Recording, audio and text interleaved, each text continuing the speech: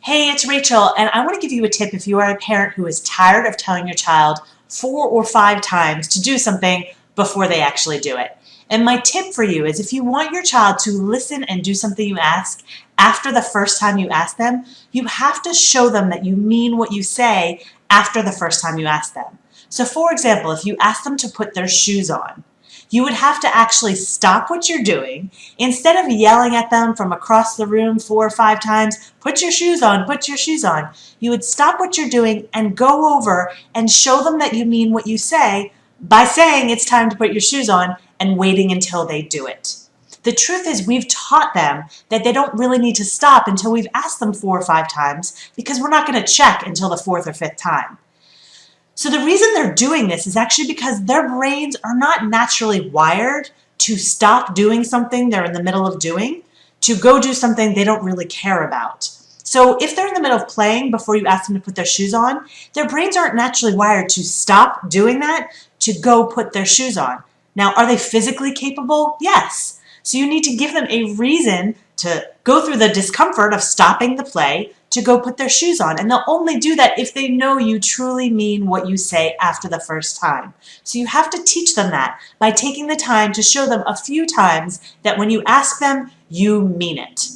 So I have a couple of quick tips to make this even easier in the moment. The first thing I will say is that often the reason we're yelling across the room is because we have a lot of things to do and we're really busy and we're under a time crunch. So you can develop this influence showing them that you mean what you say during a time when there isn't as much of a time crunch. So take a weekend when you're going to be home and practice this by asking them to put something away. And if they don't do it the first time, you walk over and you wait there until they put it away. You do this a few times and they will start to realize, oh, mom or dad, they mean what they say. So then when you do have to do this when there is a time crunch, it saves so much time because ultimately you've shown them that you mean what you say.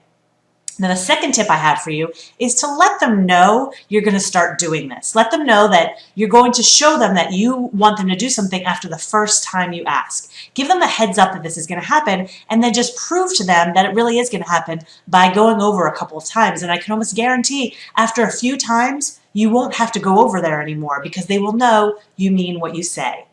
And the last tip I have for you to make this a little bit easier is to make proactive deposits into their need for control on a regular basis.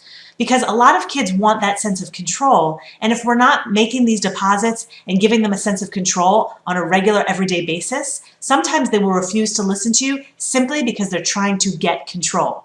But if they're in a place where they feel like they have some control over their lives, they don't use these putting on shoes as a struggle to get power over you.